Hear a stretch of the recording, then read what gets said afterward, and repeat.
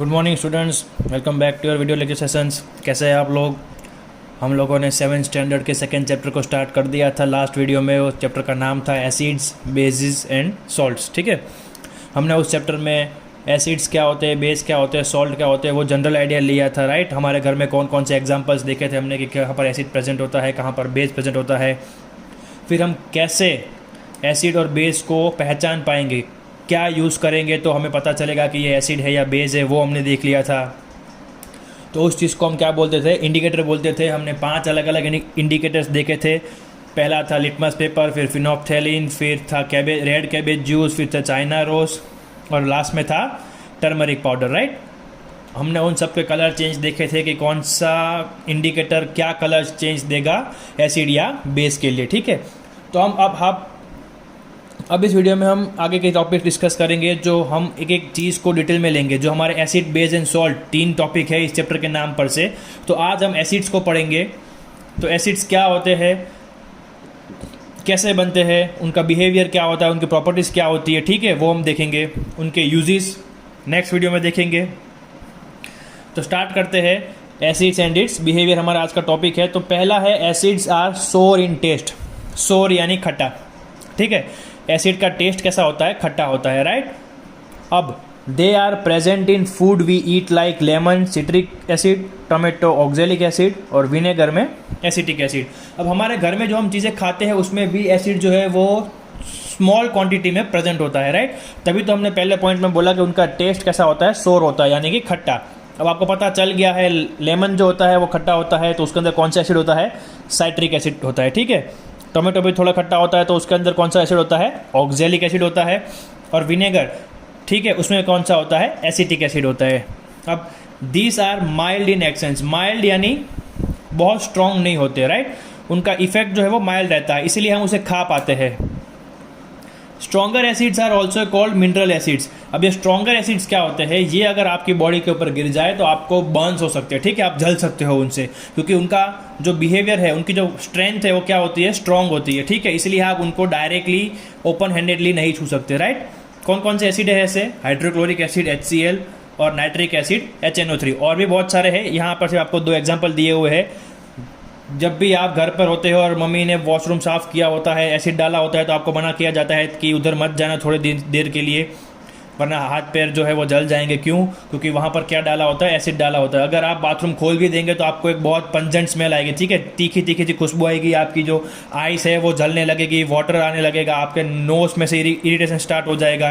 तो ये एसिड का क्या है, उसका स्ट्रेंथ है। ठीक है, ये उसकी ताकत है, ये उसकी कैपेसिटी है। ऐसे एसिड्स को हम क्या बोलेंगे, मिनरल एसिड्स। ठीक है, जो एक्शन में कैसे होते हैं, स्ट्रॉन्ग होते हैं। हम जो हमारे खाने में जो एसिड होते हैं वो कौन से होते हैं, माइल्ड एसिड होते हैं। राइट, ये थी हमने एसिड्स की बात देख ली कि भाई हमारे घर में जो एसिड्स होते हैं वो कैसे होते हैं, उनमें कौन कौन से एसिड होते हैं। तो हमें जनरल आइडिया और आ गया है। अब हम बात करेंगे कि एसिड बनते कैसे हैं। Right, how are the acid actually formed. तो एसिड कैसे बनते हैं, they are formed by dissolving oxides of non metals into water. अब हमने पहले देखा था कि मेटल्स क्या होते हैं और नॉन मेटल्स क्या होते हैं। राइट, तो नॉन मेटल्स की सारी प्रॉपर्टीज आपको याद होनी चाहिए, जो हमने लास्ट वीडियोस में डिस्कस की थी। हमारे फर्स्ट चैप्टर में लैंग्वेज ऑफ केमिस्ट्री में हम किस चीज़ को मेटल बोल सकते हैं, किस चीज़ को मेटल नहीं बोल सकते, कौन कौन सी चीज़ें नॉन मेटल में आती थी, आपको रिवाइज करना पड़ेगा। राइट, तो bye dissolving oxides of non metals. अब नॉन मेटल्स के ऑक्साइड मतलब कि कार्बन एक नॉन मेटल है। ठीक है, हमें पता है। अब कार्बन का ऑक्साइड मतलब क्या, कि कार्बन के साथ ऑक्सीजन को हमें मिक्स करना है। राइट, उसे हम क्या बोलेंगे, कार्बन का ऑक्साइड, जो कि हमें पता है क्या होता है, carbon dioxide. Right, C carbon, यहाँ पे लिखा है कि नॉन मेटल चाहिए हमें, तो हमने एक नॉन मेटल ले लिया C कार्बन। उसका ऑक्साइड चाहिए, मतलब कि हमें C के साथ क्या डालना है, ऑक्सीजन डालना है। तो C + O2 हमें क्या मिलता है, CO2। ये हमने आगे के चैप्टर में देख लिया था। अब हमको एक स्टेप आगे जाना है।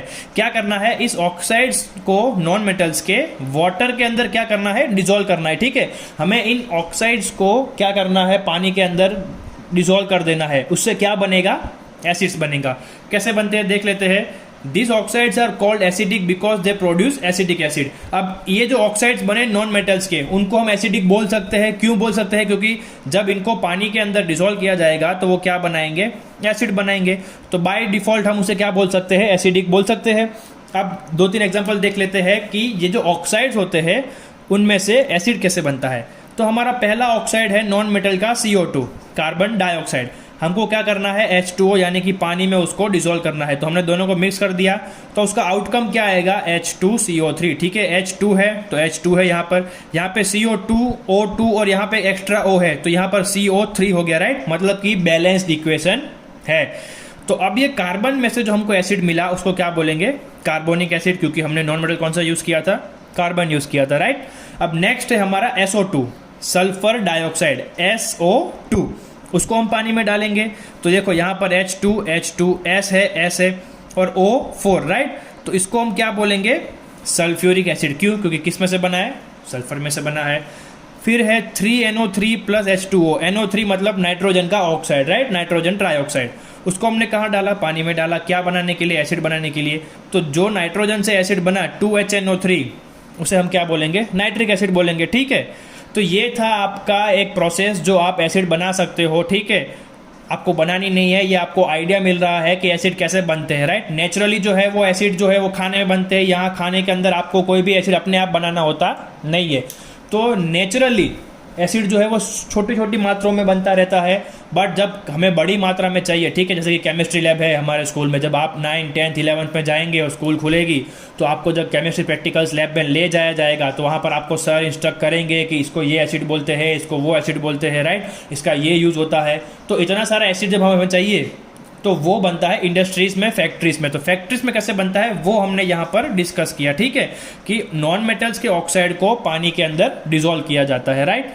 और एक चीज़ याद रखना, ये सारे के सारे एसिड जो है वो काफ़ी स्ट्रॉन्ग होते हैं, राइट। वो मिनरल एसिड्स है, काफ़ी स्ट्रॉन्ग होते हैं, तो इनको खुले हाथों से कभी छूना नहीं है। अनलेस एंड अनटिल आपके पास कोई एडल्ट हो, आपके पास एक जानकार आदमी हो जिन्हें पता है केमिकल्स के बारे में, जब तक वो आपको नहीं कहता है, जब आपको अपने आप में खुद को पूरी तरह से पता नहीं है कि ये केमिकल की प्रॉपर्टीज़ क्या है, कभी भी आपको उसे हाथ लगाना नहीं है। अब हम देखते हैं कि एसिड्स के टाइप कितने होते हैं। ये तो हमारी बात हो गई एसिड्स कैसे बनते हैं। अब उसके टाइप्स कौन कौन से होते हैं। तो एसिड्स के दो टाइप होते हैं based on its strength capacity. ऊपर हमने दो नाम दिए थे, माइल्ड, कहाँ गया, ये रहा, माइल्ड, और दूसरा था स्ट्रॉन्ग। अब केमिस्ट्री में हमने पहले चैप्टर से स्टार्ट किया है, लैंग्वेज ऑफ केमिस्ट्री में, कि हम हर एक चीज़ के लिए अलग अलग वर्ड यूज़ करेंगे। केमिस्ट्री में स्पेसिफिक वर्ड्स होते हैं, तो उसकी स्ट्रेंथ के ऊपर डिपेंड करते हुए हम उसको दो कैटेगरीज में डिवाइड करते हैं। पहला है सैचुरेटेड और दूसरा है डाइल्यूट। सॉरी, सैचुरेटेड और डाइल्यूट का मतलब एक ही होता है। पहला है कॉन्सेंट्रेटेड और दूसरा है डाइल्यूट। ठीक है, तो कॉन्सेंट्रेटेड का मतलब होता है स्ट्रॉन्ग एसिड्स। लेकिन अब हम जब चैप्टर में बात करेंगे और हमें अगर किसी स्ट्रॉन्ग एसिड को डिस्क्राइब करना है तो हम क्या यूज़ करेंगे, कॉन्सेंट्रेटेड एसिड। अब ये कैसे होते हैं, तो if the solution contains large amount of acid and less water. जब हमें पता है कि एसिड कैसे बनता है, तो नॉन मेटल्स के ऑक्साइड को पानी में डालना है। अगर उस सॉल्यूशन में पानी की मात्रा जो है वो कम है और नॉन मेटल्स के ऑक्साइड जो है वो अगर ज़्यादा है, तो वो क्या हो जाएगा, स्ट्रॉन्ग एसिड हो जाएगा, क्योंकि उसके अंदर पानी क्या है, कम है। ऐसे एसिड्स को क्या बोलेंगे, कॉन्सेंट्रेटेड एसिड्स। ठीक है, क्या बोलते हैं, if the solution contains large amount of acid, acid की मात्रा जो है वो पानी से ज़्यादा होगी, तो उसे क्या बोलेंगे, कॉन्सेंट्रेटेड एसिड्स बोलेंगे। और उसी का उल्टा क्या होगा, अगर एसिड कम है, मतलब कि एसिड जो है वो कम है और पानी की मात्रा आपने ज़्यादा रखी है, तो ऐसे एसिड्स को क्या बोलेंगे, डाइल्यूट एसिड्स बोलेंगे। ठीक है, the solution containing less amount of acid and large amount of water, मतलब कि जिसमें पानी ज़्यादा होगा और आपने जो नॉन मेटल का ऑक्साइड यूज़ किया है, अगर उसका कॉन्सेंट्रेशन, उसकी मात्रा, उसकी क्वांटिटी जो अगर जो कम है, तो ऐसे एसिड्स जो बनेंगे उसे क्या बोलेंगे हम, कि दीज आर डाइल्यूट एसिड्स। ठीक है, अब आगे बढ़ते हैं हमारे नेक्स्ट टॉपिक के साथ। तो बच्चों, हमारा नेक्स्ट टॉपिक जो है वो है एसिडिक सब्सटेंस इन एयर। हमने आगे बात की कि ये तो थी केमिकल्स बनाने के बाद जो फैक्ट्रीज में एसिड बनता है, राइट। हमने देख लिया कि फैक्ट्री में एसिड कैसे बनते हैं, खाने के अंदर जो कुछ माइल्ड एसिड प्रेजेंट होते हैं, टोमेटोज के अंदर, लेमन्स के अंदर, ठीक है, वो हमें पता है। बट अब हम बात करेंगे कि एसिडिक सब्सटेंस एयर में भी प्रेजेंट होते हैं, हमारे हवा में। राइट ठीक है, आपको ऐसा लग रहा होगा कि हवा में कैसे प्रेजेंट है, तो हमने लास्ट चैप्टर में पढ़ा था, रिवाइज कीजिए कि एयर जो है वो पूरा मिक्सचर है, किसका बना हुआ है, गैसेस का बना हुआ है, और सारे के सारे गैस किस में आते हैं, नॉन मेटल्स में आते हैं। और हमने पहले ही पढ़ा एसिड फॉर्मेशन में कि जब नॉन मेटल्स के ऑक्साइड जो है वो पानी के साथ रिएक्ट करेंगे तभी एसिड बनेंगे, राइट। तो हमारे एटमॉस्फेयर में तो बहुत सारे गैसेस है जो सबके सब नॉन मेटल्स है, ठीक है, तो मतलब वहाँ पर भी क्या होगा, एसिडिक सब्सटेंस प्रेजेंट होंगे, ठीक है। तो हमारा पहला कंपाउंड है कार्बन डाइऑक्साइड, ठीक है। It is present in atmosphere, also carbon is released when carbon containing things are burned. अब देखो कार्बन जो है वो जनरली हमारे एटमॉस्फेयर में है, ठीक है, कार्बन डाइऑक्साइड गैस है। उसके अलावा जिन चीज़ों में कार्बन होता है, जब वो चीज़ें जलाई जाती है तो उसमें से निकलता है कार्बन गैस, और हवा में होता है ऑक्सीजन गैस। तो वो दोनों रिएक्ट होकर क्या बनाएंगे, नया CO2 बनाएंगे, ठीक है। यहाँ पर दिया हुआ है आपको कि C जो कार्बन गैस है वो किस में से निकलेगा, कोल में से निकलेगा। कोल यानी कोलसा आपको पता है, ठीक है। वो जब आप उसको बर्न करोगे तो कार्बन निकलेगा, ऑक्सीजन के साथ मिक्स होगा हवा में और क्या बनेगा, CO2, राइट, कार्बन डाइऑक्साइड। हमारा दूसरा एसिडिक सब्सटेंस जो एटमॉस्फेयर या एयर में है वो है ऑक्साइड्स ऑफ सल्फर।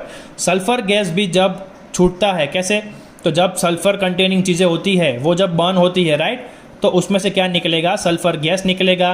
वो हवा में ऑक्सीजन के साथ मिक्स होकर क्या बनेगा, सल्फर डाइऑक्साइड SO2। और जब ये SO2 और ऑक्सीजन के साथ मिक्स होगा तो क्या बनेगा, सल्फर ट्राइऑक्साइड, राइट, क्योंकि इसकी कंबाइनिंग कैपेसिटी कार्बन से ज़्यादा है। तो वो सिर्फ 2 पे खड़ा रहेगा नहीं, वो एक स्टेप आगे बढ़ेगा, कैसे, 3 में। तो सल्फर जब बर्न होकर निकलता है किसी चीज़ में से, ऑक्सीजन के साथ मिक्स होता है तो SO2 बनता है, जिसे हम सल्फर डाइऑक्साइड बोलते हैं। अब यही सल्फर डाइऑक्साइड जब और ऑक्सीजन के साथ मिक्स होता है तो क्या बनता है, SO3, सल्फर ट्राइऑक्साइड, ठीक है। अब आगे देखते हैं नाइट्रोजन का। तो सेम प्रोसेस है, जब नाइट्रोजन किसी चीज़ में होगा और वो चीज़ अगर हम जलाएंगे, ठीक है, तो नाइट्रोजन हवा में जाएगा, लेकिन उतनी हमको पता है कि सबसे ज़्यादा नाइट्रोजन कहाँ पर है, एटमॉस्फेयर में है, राइट, 78%। तो ज़्यादा नाइट्रोजन किसी भी चीज़ में से जल के एटमॉस्फेयर में ऐड होने की ज़रूरत नहीं है। जो नाइट्रोजन पहले से ही हवा में है वही नाइट्रोजन है जो ऑक्सीजन के साथ मिक्स होता है। जब बारिश होती है, ठीक है, जब तब क्या होती है, बिजली होती है, राइट, लाइटनिंग होती है। तो उस टाइम पे लाइटनिंग की वजह से नाइट्रोजन जो है वो नाइट्रोजन और ऑक्सीजन मिक्स हो जाते हैं और क्या बनाते हैं, नाइट्रोजन डाइऑक्साइड, ठीक है।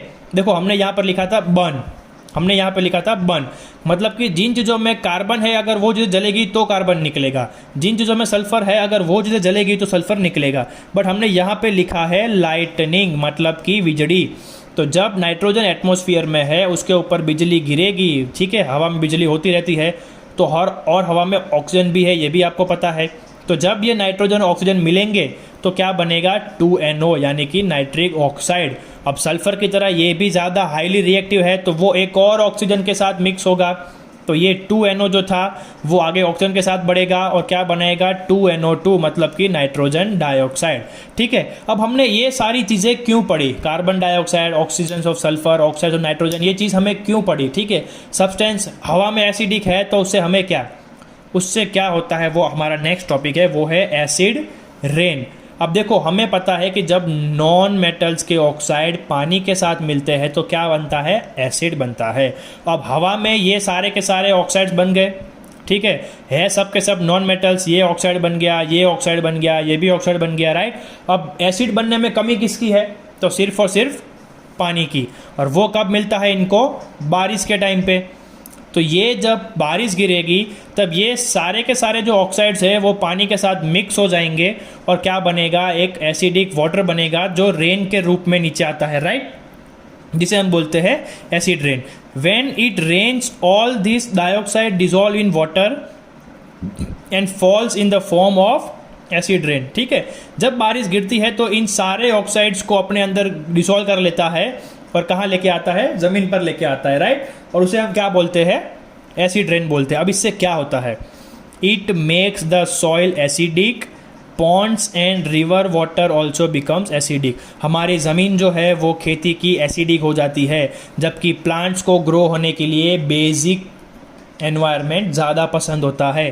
तो क्या होगा, हमारी ज़मीन जो है वो बंजर बन जाएगी, it won't be fit for cultivation, right. फिर दूसरा है ponds and rivers water also becomes acidic. अब ऐसा तो है नहीं कि सिर्फ ज़मीन के ऊपर बारिश गिरती है, राइट, नदियों के ऊपर भी बारिश गिरती है। बारिश जो है वो हर जगह गिरती है, तो जहाँ जहाँ ये एसिड रेन गिरेगा वहाँ पर उसकी इफेक्ट होगी।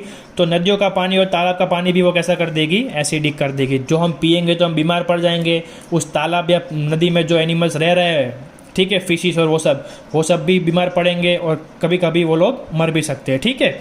उसके बाद एक और उसका नेगेटिव पॉइंट है, वो है monuments also gets corroded and loses its shine, ठीक है। एसिड रेन का एक और हमारे ऊपर एक नेगेटिव इम्पैक्ट होता है। क्या होता है, जो हमारे बड़े बड़े, ठीक है, एंशियंट पुराने ज़माने की बिल्डिंग्स होती है, मॉन्यूमेंट्स होते हैं, जो हमारे इंडिया की शाइन है या फिर किसी भी कंट्रीज़ की प्राइड होती है, ठीक है, उस मॉन्यूमेंट की वजह से वो पूरा देश जाना जाता है। जैसे कि इंडिया में ताजमहल बहुत फेमस है, ठीक है, लोग कहाँ कहाँ से ताजमहल देखने आते हैं।